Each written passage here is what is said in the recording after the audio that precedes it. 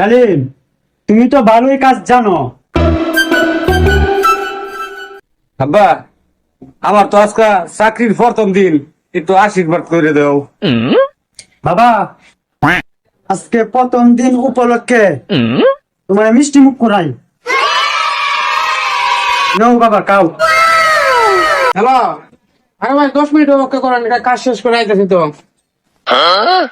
ডালিম, তোমার মাসে ইনকাম কত?